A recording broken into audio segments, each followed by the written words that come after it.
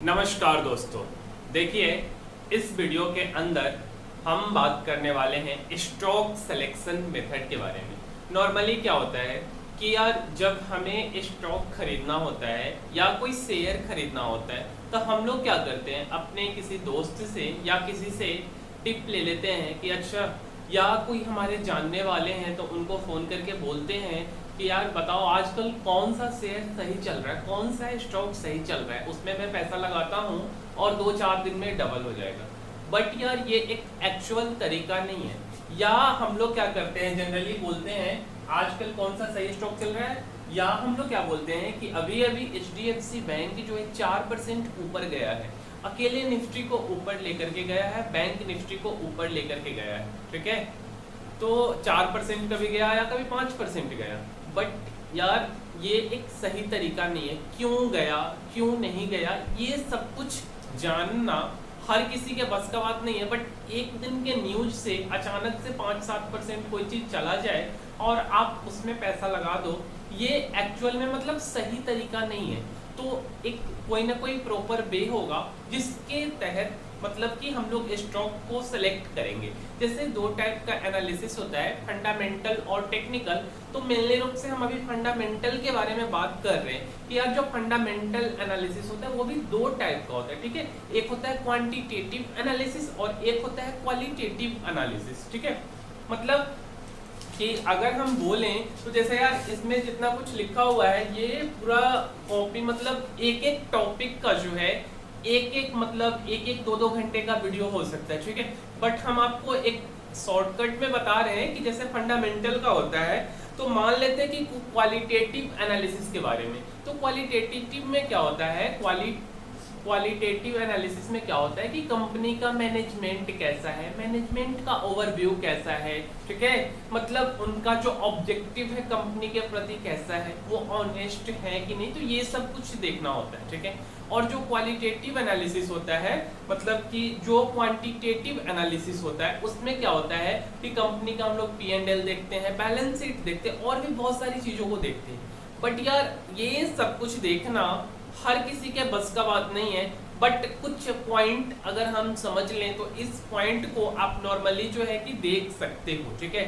तो उसी के बारे में हम बात करेंगे और 8 ऐसे पॉइंट के बारे में हम समझेंगे कि जिस चीज को देख के हम किसी स्टॉक के अंदर पैसा लगा सकते हैं, ना कि हम किसी से टिप लेके कि कौन सा स्टॉक सही चल रहा है, ठीक है। तो उसके बारे में हम बात करेंगे, जिसमें कि सबसे पहला पॉइंट है लिक्विडिटी रेशियो, ठीक है।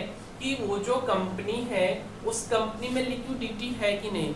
लिक्विडिटी बोले तो मतलब कि एक तरह से बोल सकते हैं कि मतलब लिक्विड, आप ऐसे समझ सकते हो कि अगर कोई चीज की कंपनी है तो मान लो कि कोई कंपनी है जो कि बिस्किट बनाती है, ठीक है। तो या कोई भी FMCG कंपनी है जो कि खाने पीने वाला प्रोडक्ट बनाती है, तो उसका जो इन्वेंट्री टर्नओवर रेशियो हो, मतलब कितने बार, 8 बार 10 बार 20 बार कितने बार कंपनी बना रही है, ठीक है, और वो पूरा के पूरा माल खत्म हो जा रहा है, मतलब लिक्विड पोजीशंस है कि नहीं कंपनी में। कंपनी जिस चीज को मैन्युफैक्चर कर रही है, ऑब्वियस सी बात है कि कंपनी होगी तो मैन्युफैक्चरिंग ही करेगी, ठीक है। तो जो मैन्युफैक्चर कर रही है या सर्विस बेस्ड कंपनी होती है, मतलब जो भी काम कंपनी कर रही है तो एक्चुअल में उसका क्या मतलब ग्रोथ है कि नहीं है, ठीक है। अच्छा, जो दूसरा है वो है सॉल्वेंसी रेशियो, ठीक है। नाम थोड़ा सा आपको टफ लगेगा बट ये सब आप एक मतलब की वेबसाइट पे जाके सब कुछ एक बार सेट कर दो, सेव कर दो, और उसके बाद आप एक बार कोई भी स्टॉक डालोगे उसका पूरा डिटेल आ जाएगा, पूरा कुंडली खुल जाएगा, ठीक है। तो इसके अंदर क्या होता है, कैपिटल स्ट्रक्चर को हम लोग एनालाइज करते हैं। मतलब जो कंपनी है वो कंपनी के पास जो लोन फंड कितना लोन ली है और कितना अपना पैसा है, इसके बारे में एनालाइज करते हैं, उसको हम लोग बोलते हैं सॉल्वेंसी रेशियो, ठीक है। और लिक्विडिटी रेशियो जो है कि आइडियल 2:1 माना गया है। इसको कैसे निकालते हैं, current asset upon current liability, ठीक है, उतना डिटेल में हम नहीं जा रहे। तीसरा है प्रॉफिटेबिलिटी रेशियो, मतलब कि मान लो कि जैसे क्या होता है कि हम लोग कुछ पैसा लगाते हैं इंटरेस्ट पे, या आप बैंक में FD करते हो, कितना % का रिटर्न मिलता है, 5-6% का रिटर्न मिलता है, ठीक है। या आप म्यूचुअल फंड में पैसा लगाते हो या आप किसी को नॉर्मली इंटरेस्ट पे देते हो तो कितना % का रिटर्न मिलता है। सिमिलरली आप जब उस कंपनी में पैसा डालोगे तो कंपनी में क्या एक साल में 7-8% का रिटर्न है कि 20% का रिटर्न है कि 15% का है कि 10% का है, ठीक है। मतलब कि आप अपना जो कैपिटल लगा रहे हो तो उस पर रिटर्न कंपनी कितना दे रही, मान लो 7% का कोई कंपनी रिटर्न दे रही, तो हम क्यों उस कंपनी में पैसा लगाएंगे।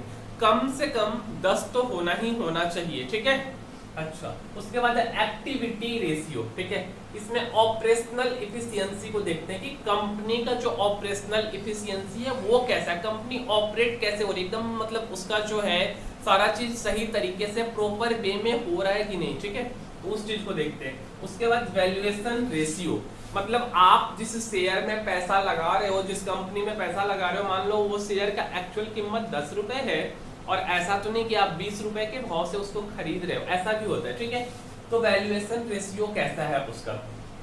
छठा जो पॉइंट है वो है रिजर्व्स टू शेयर कैपिटल और 5 ईयर ट्रेंड इन रिजर्व्स, मतलब कंपनी के पास रिजर्व है कि नहीं, इन फ्यूचर में कोई पैंडेमिक आ जाता है या कुछ आ जाता है तो कंपनी को आगे बढ़ाने के लिए, और कंपनी का जो रिजर्व है वो ईयर बाय ईयर बढ़ रहा है कि घट रहा है। जैसे क्या होता है यार, टेलीकॉम सेक्टर में रिजर्व्स बढ़ता है, तो टेलीकॉम सेक्टर में बहुत से कंपनी लोग क्या होते हैं कि अपना यार टावर हो गया या अपना जो भी कुछ मतलब एसेट्स हैं उसको बेच के भी रिजर्व कभी कभी बढ़ता है, ठीक है। वैसे तो कंपनी का एक्चुअल में रिजर्व्स बढ़ रहा है कि नहीं, और रिजर्व्स बढ़ेगी तो कंपनी क्या देगी, बोनस देगी या बोनस शेयर्स देगी या डिविडेंड देगी, ठीक है, तो उस चीज को भी चेक करते हैं। सातवां बहुत ही इंपॉर्टेंट सा पॉइंट है फ्री कैश फ्लो, ठीक है, मतलब बिजनेस को चलाने के लिए जो कंपनी है उसके पास पैसा है कि नहीं है, कंपनी के पास पैसा तो होना चाहिए ना बिजनेस को चलाने के लिए, ठीक है, तो वो चीज। उसके बाद आठवां शेयर होल्डिंग पैटर्न, मतलब जो कंपनी के मालिक, शेयर होल्डिंग पैटर्न बोले तो प्लेज्ड शेयर है कि नहीं कंपनी में।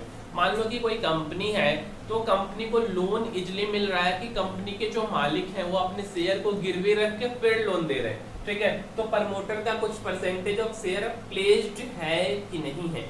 तो इस 8 पॉइंट को देख करके हम फिर उस कंपनी में, उस कंपनी के स्टॉक में इन्वेस्ट कर सकते हैं, ठीक है। मतलब एक तरह से बोल सकते हैं कि ये स्मॉल 8 में लगभग कोई एक चीज को आपको नहीं देखना है, 8 चीज को देखना है और 8 को एक ही वेबसाइट पे आप देख सकते हो, ठीक है।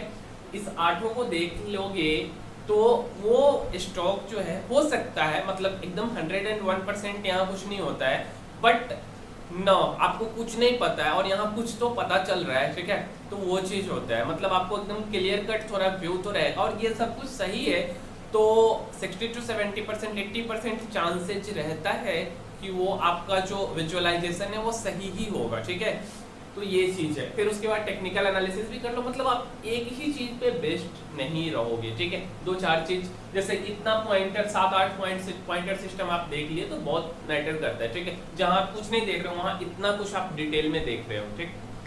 तो इसी के साथ हम इस वीडियो को समाप्त करते हैं। काफी दिन से यार वीडियो आया भी नहीं है, बट यार क्या होता है ना कि हमेशा लोग फ्री नहीं होते हैं, ठीक है, तो जैसे जैसे टाइम मिलता है वैसे वैसे वीडियो आते रहेगा, ऐसा नहीं है कि वीडियो नहीं आएगा, ठीक है।